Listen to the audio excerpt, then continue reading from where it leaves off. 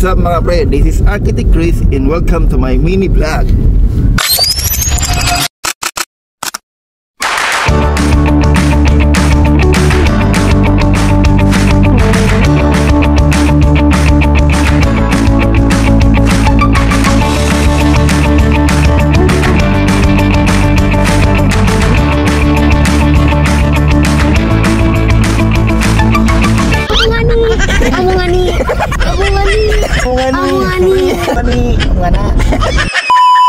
Pre, ngayong araw uwian na ulit kami mga pre at kasama ko ulit ang aking asawa.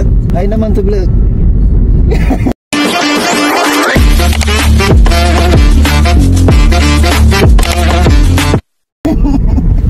At syempre si Yuna, pre si Nathan. Nathan, hi.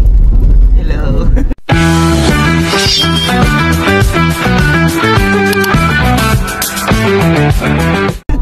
Tapos ang aming Grab driver si Tiki. Pasok intro.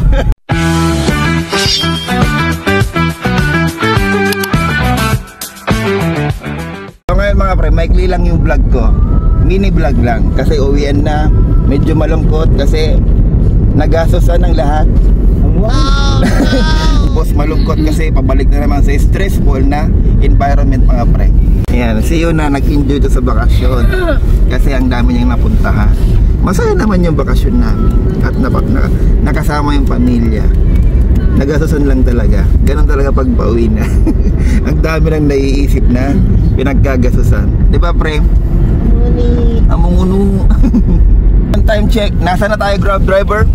Time check 7 AM. 7 AM. Nasa lugar na Tagkawayan Road. Tagkawayan Road. Tapos ilang kilometer na lang? 268 kilometer. Busy na.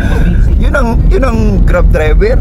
Alam mo agad yung mga destination tapos ano na?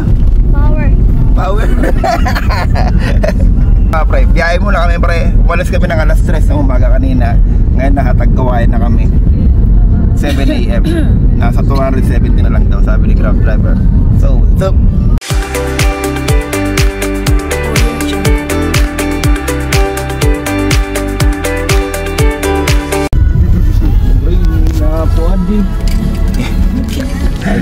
Andito na naman kami sa grabe yung lubak ko.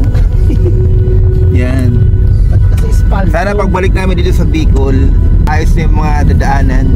Dapat maayos na yung mga road na yan. Road work. Ilang taon na. DPWH baka DPWH. Lagay namin. Ito na kami sa may malapit sa kumihila kami sa public CR.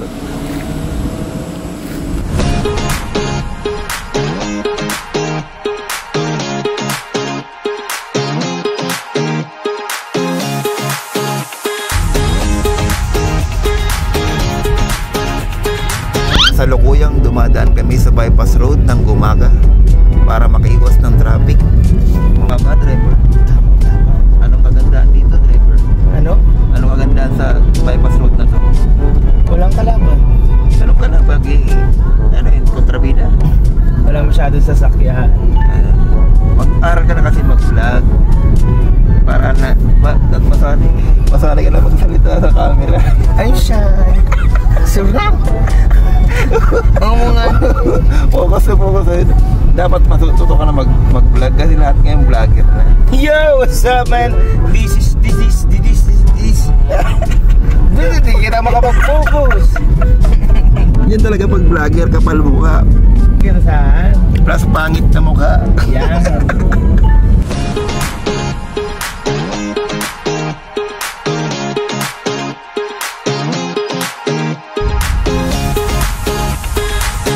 Dito na ulit kami sa may Bitucang Manok. Dito na kami sa Bitucang Manok.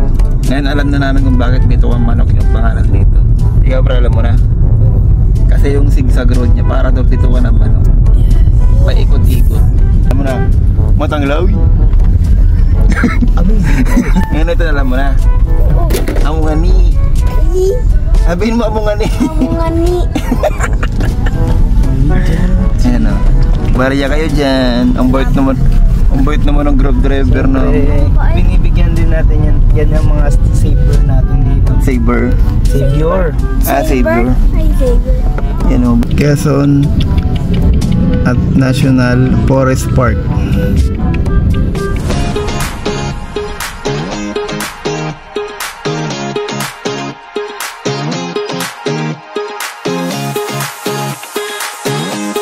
Salamat Ethan. Salamat Chappy. Bye Timonan. See you next round.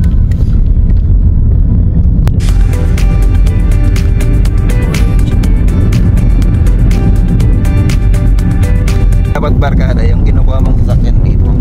Hindi lowered para sa mga sa mga lubak. Maganda hindi sasayad yung ano. Dapat anong bilhin ng sasakyan? Hindi lowered. Hindi hard. Hard. Pause yun.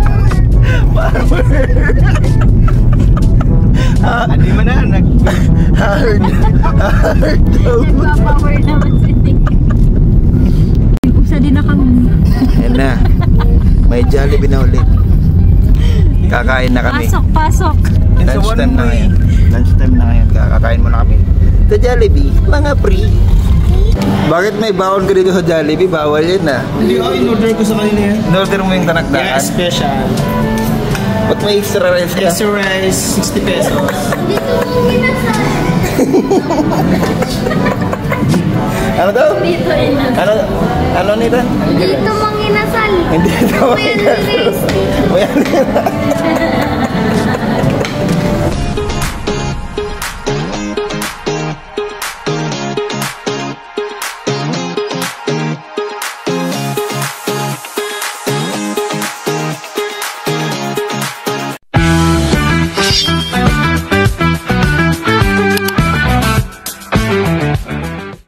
Masarap din pala yung ano Jollibee dito sa Pagbilao. Ano Nathan? Anong lasa ng Jollibee sa Pagbilao? Masarap. Masarap. Amo nga ni. Mga pre, alas 11 ng umaga. Kaka-lunch lang namin. Nandito na kami sa Pagbilao. Dito kami sa fire station. Sabi nga ng driver namin, Grab driver. Ano na lang, 3 to 4 hours na lang bago kami makauwi ng Manila. Kamay pera. Tama ba yun ano? Grab driver. Tama! Ano, Nathan? Oo. Amo nga ni! Ikono itik So yan mga pre, biyahe na kami papunta ng Manila. Maya doon na kami.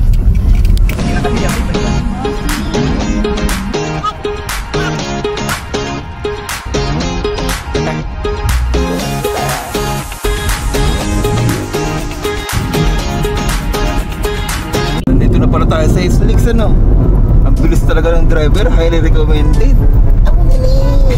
Amungunu. Malapit na.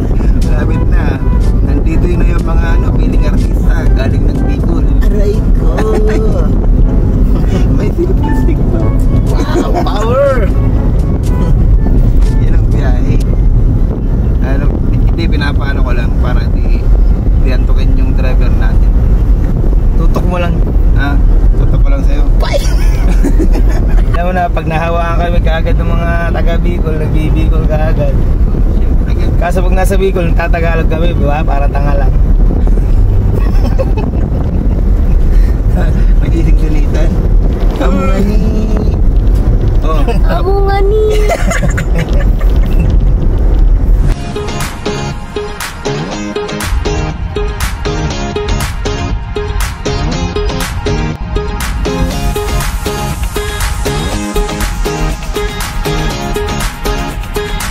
Okay, EDSA na. Back to reality. Yes. Andito na yung mga anak ng artista, mga piling artista Aray. sa EDSA. Pre, anong masasabi mo sa unang travel mo sa Bicol na nag-drive ka ng 4 wheels? Ayos lang. Ano ba dapat? Ano nga ni? Walang kwentang interview to ah. Amo nga ni. Amo nga ni. Ano masasabi mo para pang closing mo to sa video ng vlog natin? Ano masasabi mo? Hassle. Panis, no? Panis. Magaling yung driver na to kasi umalis kami ng alas 4 ng umaga. 40 pa lang. 2:40 pa lang nandito kami sa EDSA. Power. Akalain mo yun? Power! 10 hours. Samungan ni... Safe na safe kami. Magaling tong driver. Pag mayroon kayong mga travel, ini-endorse ko to si Jonathan Tegi bilang Grab driver. Arkilahin nyo, may discount na. Komedyante pang driver, mga free. Power. Power! Samungan ni...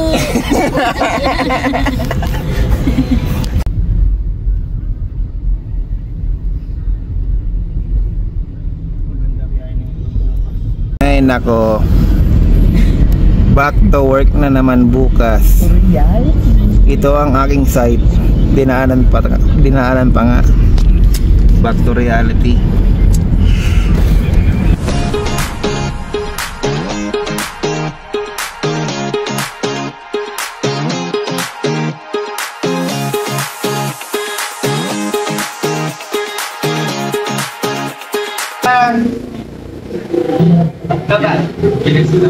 At to nagatapos yung vlog namin. Uwi ng Manila. Kaya nagkaroon.